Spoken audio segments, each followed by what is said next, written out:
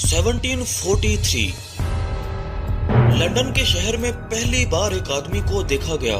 स्याह बालों वाले इस शख्स की उम्र 40 साल के करीब थी। अगले 5 सालों तक ये लंदन में ही रहा, लेकिन इसकी वो लग्जरी ड्रेस, ब्लैक बूट्स कभी चेंज नहीं हुए। अगले 5 सालों में ही ये लंदन में सबसे ज्यादा फेमस हो चुका था। हर महंगी शाम में इसका होना लाजिम था, लेकिन किसको मालूम था कि ये ब्लैक सूट वाला शख्स कौन है। उसके पास बेशुमार दौलत थी। वो दौलत आई कहां से ये किसी को नहीं पता। वो हर तरह की जुबान बोल सकता है, हर चीज का इल्म है, और उसके बारे में एक और अफवाह थी कि उसके पास ऐसी ताकत है जिससे वो किसी भी चीज को गोल्ड की बना सकता है। लंदन आने से पहले उसका इस दुनिया में कोई रिकॉर्ड ही नहीं था। वो ऐसा वायलिन बजाता था कि उसे सुनकर लोग रो पड़ते थे, लेकिन किसी को नहीं पता था कि ये उसने सीखा कहां से। ये स्टोरी है काउंट ऑफ सेंट जर्मन की।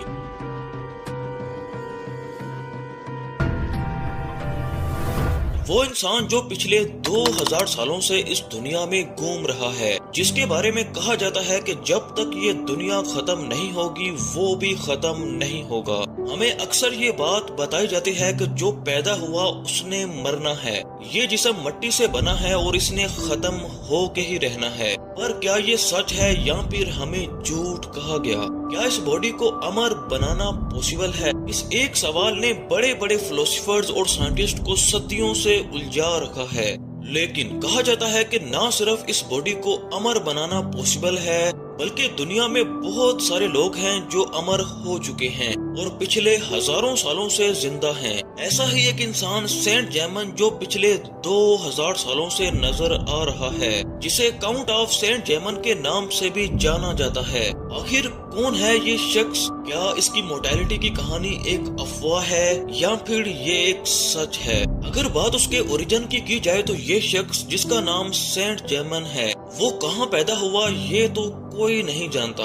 लेकिन कुछ रिकॉर्ड्स के मुताबिक सेंट जर्मन सन 1600 में पैदा हुआ था। एनी बेसेंट की बुक सीक्रेट ऑफ किंग्स में उन्होंने लिखा है, लेट 16th सेंचुरी में ट्रांसिल्वेनिया के किंग फ्रांसिस रकोगजी थे और कहा जाता है कि सेंट जर्मन उन्हीं का एक बेटा था। लेकिन ये सिर्फ एनी बेसेंट का मानना था, क्योंकि कुछ लोगों का मानना था कि सेंट जर्मन दरअसल उस वेडिंग में मौजूद था जहां जीसस ने पानी को वाइन बनाया था। कुछ लोगों का ये भी दावा है कि सेंट जर्मन काउंसिल ऑफ नाइकिया में 325 एडी में मौजूद था। सेंट जर्मन को एक ऐसा शख्स माना जाता है जिसका ताल्लुक हमेशा से शाही लोगों से था। उसके टैलेंट की बात की जाए तो केमिस्ट्री, एल्केमी, म्यूजिक, मैजिक और पोएट्री में उसे मास्टर समझा जाता था। उसके जिंदा होने के कोई ठोस सबूत तो नहीं है, लेकिन हिस्ट्री में बहुत सारी पर्सनल रिपोर्ट्स मौजूद हैं, जहां अक्सर ये आदमी लोगों को नजर आता रहता है। लोगों ने सेंट जर्मन को प्रॉफिट, फिलोसोफर, स्पाई, विजनरी और कभी अवतार तक कहा है, और कुछ लोगों ने तो सेंट जर्मन को एक ऐसा शख्स बताया है जिसके पास किसी तरह की खास सुपर पावर्स मौजूद हैं। लोगों ने कभी इसे हवा में उड़ते देखा, तो कभी पानी पर चलते देखा, तो कभी चीजों को एल्केमी की मदद से पूरी तरह गोल्ड की बनाते देखा। 19th सेंचुरी तक सेंट जर्मन के काफी चर्चे हो रहे थे। उस दौरान थियोसफी में इसका रेफरेंस दिया जाने लगा और कहा जाता है कि वो फ्री मैसनरी का फादर है, जिसने एक सीक्रेट कम्युनिटी की शुरुआत की थी। उस सीक्रेट सोसाइटी के मेंबर्स भी उसी की तरह पावरफुल थे। उन सभी के पास एक ऐसा फार्मूला है जिससे वो कभी मर नहीं सकते। उनको ना ही पैसे कमाने की जरूरत है और ना ही इस दुनिया के किसी भी इंसान पर डिपेंड होने की, बल्कि ये लोग अपनी मर्जी से आम लोगों को इन्फ्लुएंस करते हैं। सेंट जर्मन से मिल चुके सैकड़ों लोगों में से फ्रांस की मैडम दी पेम्पाडोर भी थी।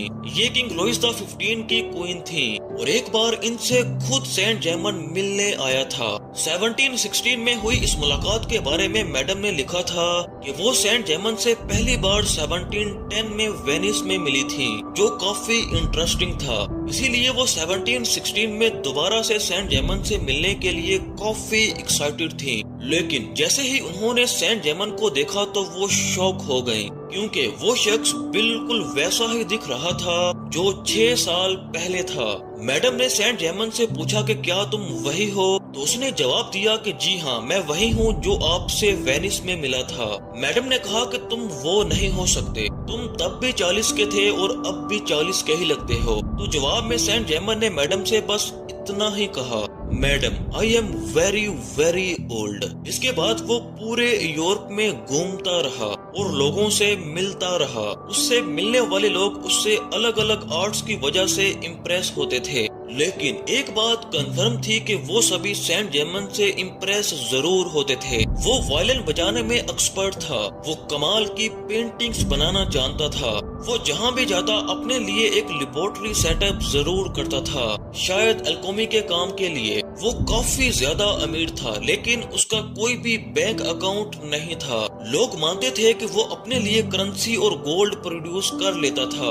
वो कभी लोगों के साथ खाना नहीं खाता था, और जब पूछा जाता कि तुम ऐसा क्यों करते हो, तो जवाब में वो कहता कि मैं डाइट पर हूँ। उसने फेस के रिंकल्स हटाने और बालों को काला रखने की रेसिपीज भी कुछ लोगों को बता रखी थी। उसे डायमंड और गोल्ड काफी पसंद था, इसीलिए उसके ड्रेस पर गोल्ड या डायमंड के बटन जड़े होते थे। वो कई छोटे हीरो को मिलाकर एक बड़ा डायमंड बना सकता था। रिनोन फिलोसोफर वोल्टर, जो एक फेमस साइंटिस्ट थे, उन्होंने सेंट जेमन के बारे में लिखा है कि सेंट जेमन वो शख्स है जो कभी नहीं मरता और वो सब कुछ जानता है। कहा जाता है कि 1784 में सेंट जेमन मर गया था, लेकिन ये उसकी कहानी का अंत नहीं था, क्योंकि मरने के बाद भी वो 200 सालों तक लोगों को नजर आता रहा। फ्री मैसोनरी के ऑफिशियल रिकॉर्ड्स में सेंट जेमन को एक कन्वेंशन के लिए अपना रिप्रेजेंटेटिव चुना गया था।